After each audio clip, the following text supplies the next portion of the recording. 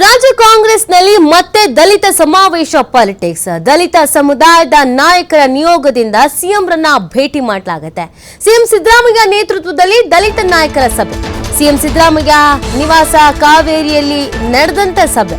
ರಾಜ್ಯದಲ್ಲಿ ಬೃಹತ್ ಸಮಾವೇಶ ನಡೆಸುವಂತೆ ಸಿಎಂಗೆ ಈ ಸಂದರ್ಭದಲ್ಲಿ ಮನವಿ ಮಾಡಿಕೊಳ್ಳಲಾಗಿದೆ ಅನ್ನೋದು ಗೊತ್ತಾಗ್ತಾ ಇದೆ. ದಲಿತ ಸಮುದಾಯದ ನಾಯಕರ ಸಭೆಗೆ ಬ್ರೇಕ್ ಹಾಕಿತ್ತು ಹೈಕಮಾಂಡ್. ಹೈಕಮಾಂಡ್ಗೆ ಮನವರಿಕೆ ಮಾಡುವಂತೆ ಸಿಎಂಗೆ ಈ ಸಂದರ್ಭದಲ್ಲಿ ಮನವಿ ಮಾಡಿಕೊಂಡಿದ್ದಾರಂತೆ. ದಲಿತ ಸಮಾವೇಶಕ್ಕೆ ಅವಕಾಶ ಕೊಡುವಂತೆ ನಾಯಕರು ಒತ್ತಾಯವನ್ನು ಮಾಡ್ತಾ ಇದ್ದಾರೆ. ಬೆಂಗಳೂರಿನಲ್ಲಿ ಬೃಹತ್ ಸಮಾವೇಶದ ಮೂಲಕ ಶಕ್ತಿ ಪ್ರದರ್ಶನಕ್ಕೆ ಪ್ಲಾನ್ ಅನ್ನ ಮಾಡಲಾಗಿದೆ.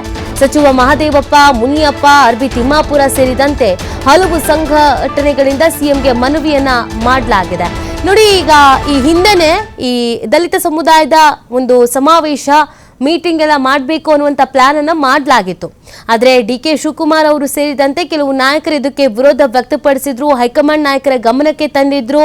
ಇದು ಬೇರೆ ತರದ ಮೆಸೇಜ್ ಪಾಸ್ ಆಗತ್ತೆ ಅನ್ನುವಂಥ ನಿಟ್ಟಿನಲ್ಲಿ ಸದ್ಯಕ್ಕೆ ಯಾವುದೇ ಸಮಾವೇಶಗಳು ಸಮುದಾಯದ ಹೆಸರುಗಳಿನಲ್ಲಿ ನಡೆಯೋದು ಬೇಡ, ಪಕ್ಷದ ಹೆಸರಿನಲ್ಲಿ ಬೇಕಾದ್ರೆ ಸಮಾವೇಶಗಳನ್ನ ನಡೆಸಿ ಅನ್ನುವಂಥದ್ದನ್ನ ಹೇಳೋದ್ರ ಮುಖಾಂತರವಾಗಿ ಅದಕ್ಕೆಲ್ಲ ಬ್ರೇಕ್ ಹಾಕಿದ್ರು.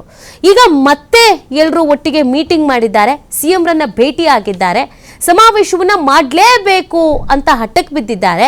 ಸಿಎಂಗೂ ಕೂಡ ಮನವಿ ಮಾಡಿದ್ದಾರೆ.